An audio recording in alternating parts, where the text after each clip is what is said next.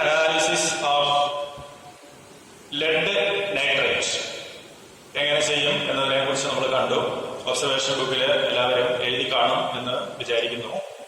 ഇന്ന് നമ്മൾ പുതിയ ഒരു സാൾട്ടുമായിട്ടാണ് വന്നിരിക്കുക. ഇതാണ് ഇന്നത്തെ നമ്മുടെ പുതിയ salt, systematic analysis of salt number 3. ഇതിൽ എന്തൊക്കെ ആനയോണും കാറ്റയോണും ആയിരിക്കും ഉണ്ടാകുക എന്ന് നമ്മൾ അനലൈസ് ചെയ്യാൻ പോവുകയാണ്. അപ്പോൾ ആദ്യത്തെ നമ്മുടെ പ്രിലിമിനറി ടെസ്റ്റിൽ ഒന്നാമത്തെ ടെസ്റ്റ് കളർ ആൻഡ് അപ്പിയറൻസ് ആണ്. This is A colourless crystalline substance. Therefore, the inference is absence of iron, copper and manganese. അടുത്ത രണ്ടാമത്തെ ടെസ്റ്റ് ഫ്ലെയിം ടെസ്റ്റ് ആണ്. എങ്ങനെയാണ് ഫ്ലെയിം ടെസ്റ്റ് ചെയ്യുക? A little of the substance is made a paste with concentrated HCl in a watch glass and shown into the non-luminous flame by means of a glass rod. അപ്രകാരം നമ്മൾ ചെയ്യുമ്പോൾ brick red കളറാണ് കിട്ടുന്നതെങ്കിൽ നമ്മൾ പറയും may be the presence of calcium. നേരെ മറിച്ച് pale green കളറാണ് കിട്ടുന്നതെങ്കിൽ നമ്മൾ പറയും may be the presence of barium. ഇപ്പോൾ ഇവിടെ നമുക്ക് രണ്ട് കളറും കിട്ടുന്നില്ല എന്ന് നിങ്ങൾ വിചാരിക്കുക. അടുത്ത മൂന്നാമത്തെ പ്രിലിമിനറി ടെസ്റ്റ് ആണ് ആഷ് ടെസ്റ്റ്. ആഷ് ടെസ്റ്റ് എങ്ങനെയാണ് ചെയ്യുന്നത് നമുക്ക് നോക്കാം. To a little of the salt, concentrated nitric acid is added.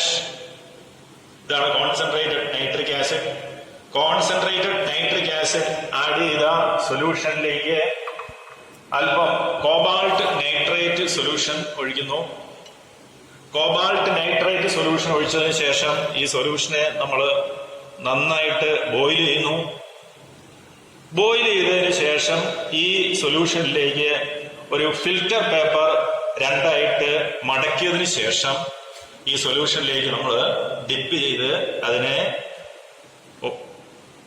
Non luminous ഫ്ലെയിമിൽ കാണിച്ച് ഉണക്കി കത്തിച്ച് ആഷാക്കി മാറ്റും.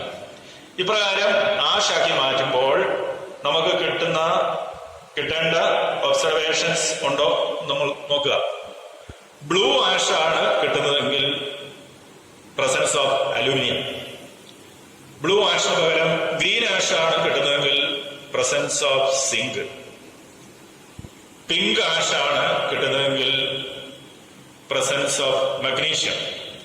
ഇപ്പോൾ ഇവിടെ കിട്ടിയിരിക്കുന്ന ആഷ് ഏത് ആഷാണ് എന്ന് നമുക്ക് നോക്കാം.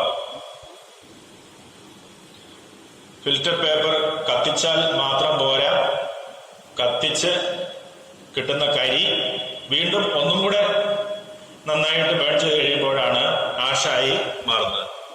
ഇപ്പോൾ കിട്ടിയിരിക്കുന്നത് എന്ത് കളറാണെന്ന് നോക്കൂ. ബ്ലൂ ആഷാണ് കിട്ടിയിരിക്കുക.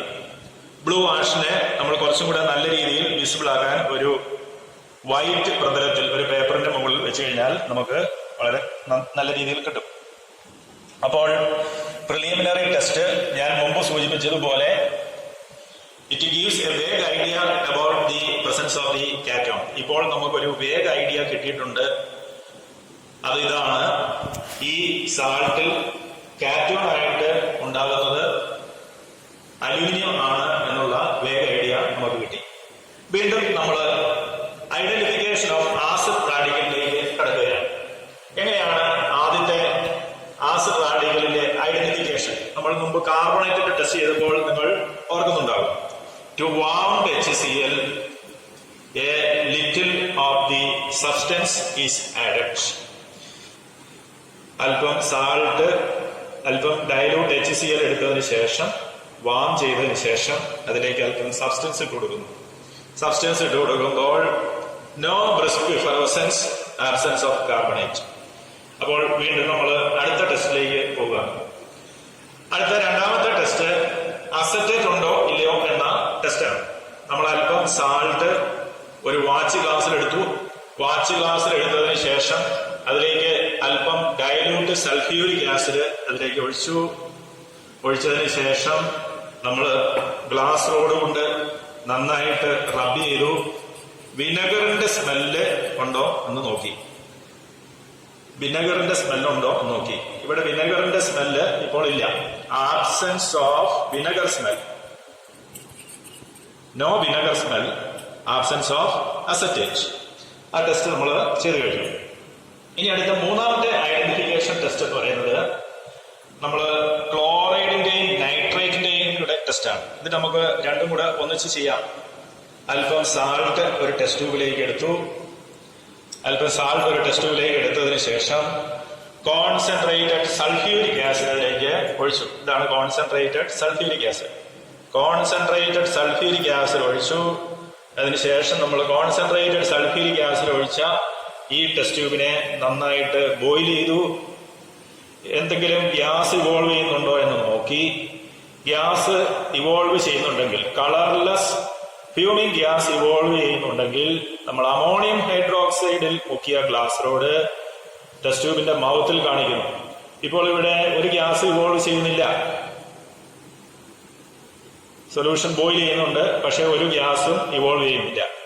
അപ്പോൾ നമ്മൾ ചെയ്യേണ്ടത് നൈട്രേറ്റ് ഉണ്ടോ ഇല്ലയോ എന്ന് അറിയാൻ വേണ്ടിയിട്ട് ഇതിലേക്ക് ഒരു ചെറിയ പേപ്പർ ബോൾ ആഡ് ചെയ്യുന്നു. അല്പം ന്യൂസ് പേപ്പർ ആണെങ്കിൽ വളരെ നല്ലത്, കാർബൺ കണ്ടന്റ് കൂടുതലുണ്ടാവും. ഇങ്ങനെ പേപ്പർ ബോൾ ചുരുട്ടിയതിനു ശേഷം ഈ ബോയിലിംഗ് സൊല്യൂഷനിലേക്ക് പേപ്പർ ബോൾ ഇട്ട് കൊടുക്കുമ്പോൾ strong reddish brown fumes evolve ചെയ്യുകയാണെങ്കിൽ presence of nitrate. Reddish brown fumes ഇല്ല, അതുകൊണ്ട് ആബ്സെൻസ് ഓഫ് നൈട്രേറ്റ്. അപ്പോൾ നമ്മൾ ആസിഡ് റാഡിക്കലിന്റെ ഒരു ടെസ്റ്റ് ഒഴിച്ച് ബാക്കിയെല്ലാം ചെയ്തു കഴിഞ്ഞു. ഇനി അവസാനത്തെ ആസിഡ് റാഡിക്കലിന്റെ ടെസ്റ്റാണ് നമ്മൾ ചെയ്യാൻ പോവുക. To a little of the salt solution. Salt നന്നായിട്ട് വാട്ടറിൽ ഡിസോൾവ് ചെയ്തിട്ട് സാൾട്ട് സൊല്യൂഷൻ ഉണ്ടാക്കി. ഈ സാൾട്ട് സൊല്യൂഷനിലേക്ക് നമ്മൾ അല്പം ബേരിയം ക്ലോറൈഡ് സൊല്യൂഷൻ ആഡ് ചെയ്തു. Barium chloride solution. ഇങ്ങനെ ബേരിയം ക്ലോറൈഡ് സൊല്യൂഷൻ സാൾട്ട് സൊല്യൂഷനിലേക്ക് ആഡ് ചെയ്യുമ്പോൾ വൈറ്റ് പ്രസിപ്പിറ്റേറ്റ് കിട്ടുകയാണെങ്കിൽ പ്രസൻസ് ഓഫ് സൾഫേറ്റ്. അപ്പോൾ നമുക്ക് ഏറ്റവും അവസാനത്തെ ആനോണാണ് ഇപ്പോൾ കിട്ടിയിരിക്കുക. ഇനി ഇങ്ങനെ കിട്ടിക്കഴിഞ്ഞാൽ നമ്മൾ ഇനി ചെയ്യേണ്ടത് കൺഫർമേറ്ററി ടെസ്റ്റ് ഫോർ സൾഫേറ്റ്. ഇപ്പോൾ ഈ കിട്ടിയ ബേരിയം ക്ലോറൈഡ് ഒഴിച്ചപ്പോൾ കിട്ടിയ ഈ വൈറ്റ് പ്രസിപ്പിറ്റേറ്റിൽ അല്പം പ്രസിപ്പിറ്റേറ്റ് വേറൊരു ടെസ്റ്റിലേക്ക് നമ്മൾ മാറ്റും. എന്തിനാണ് ഇങ്ങനെ അല്പം പ്രസിപ്പിറ്റേറ്റ് എടുക്കാൻ കാരണം?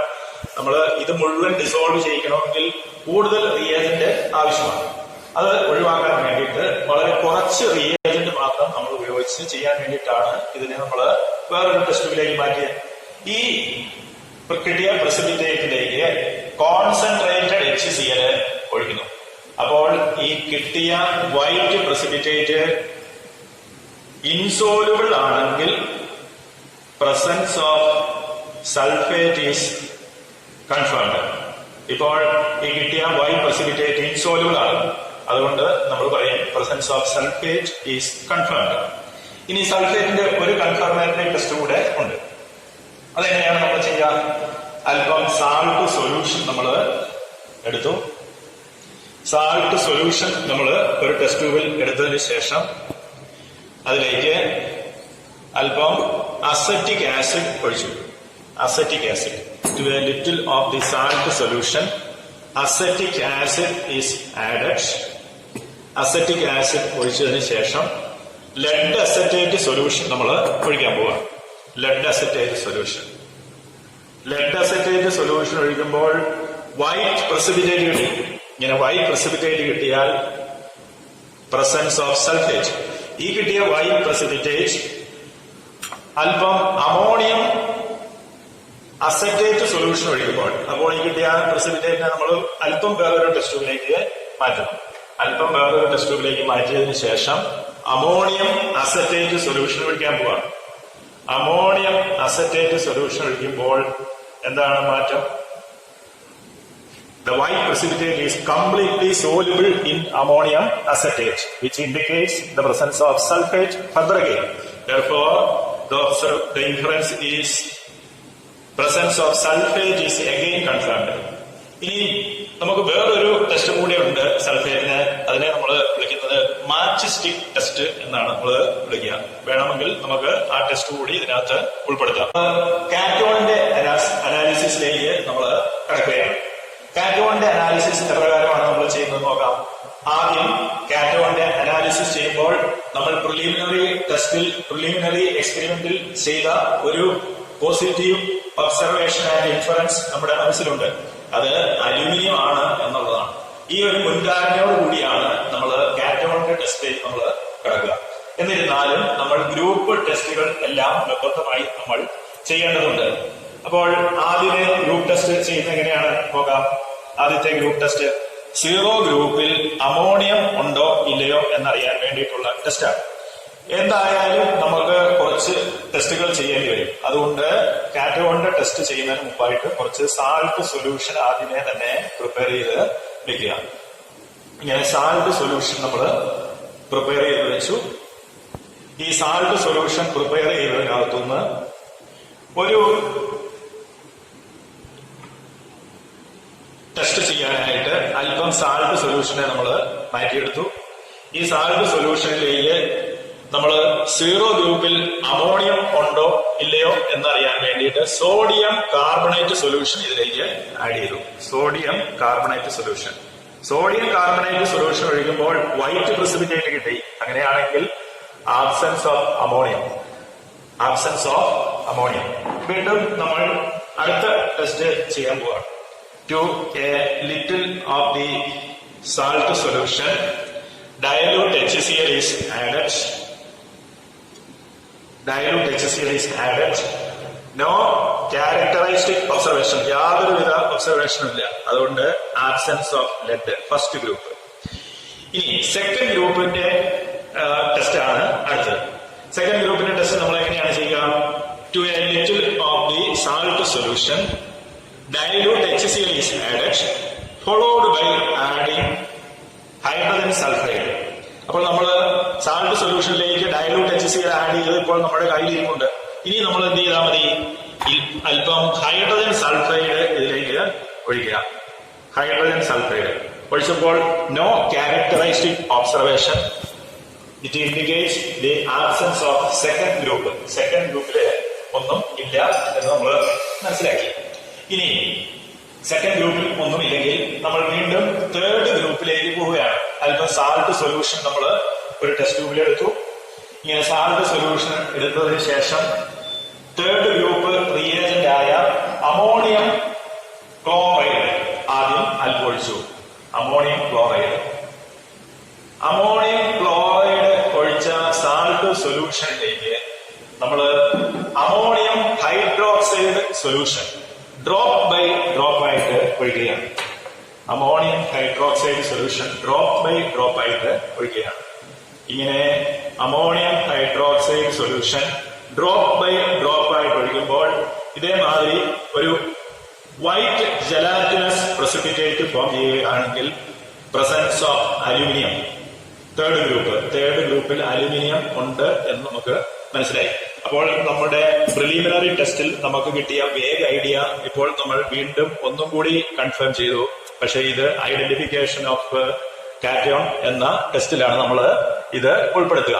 ഇങ്ങനെ തേർഡ് ഗ്രൂപ്പിൽ അലൂമിനിയം കിട്ടിയാൽ അടുത്തത് നമ്മൾ ചെയ്യാൻ പോകുന്നത് കൺഫർമേറ്ററി ടെസ്റ്റ് ഫോർ അലൂമിനിയം. വീണ്ടും നമ്മൾ അലൂമിനിയത്തിന്റെ കൺഫർമേറ്ററി ടെസ്റ്റിലേക്ക് നമ്മൾ കിടക്കുകയാണ്. അല്പം സാൾട്ട് സൊല്യൂഷൻ നമ്മൾ വേറൊരു ടെസ്റ്റ് ട്യൂബിലേക്ക് എടുത്തു.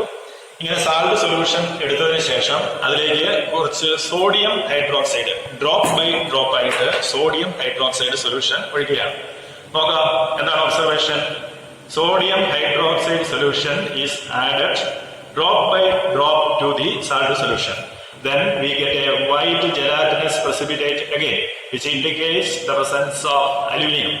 Then what happens when sodium hydroxide solution is added in excess? Sodium hydroxide solution കൂടുതലായിട്ട് നമ്മൾ ഒഴിക്കുമ്പോൾ എന്ത് മാറ്റമാണ് സംഭവിക്കുന്നത് നമുക്ക് നോക്കാം. It is completely dissolved in sodium hydroxide, which indicates the presence of aluminum. Further, then the inference is presence of aluminum is again confirmed. ഇപ്രകാരം നമ്മൾ ആനയോണിനെയും കാറ്റയോണിനെയും നമ്മൾ ഐഡന്റിഫൈ ചെയ്ത് കഴിഞ്ഞാൽ നമ്മൾ ഇതിനെ റിപ്പോർട്ട് ചെയ്യണം.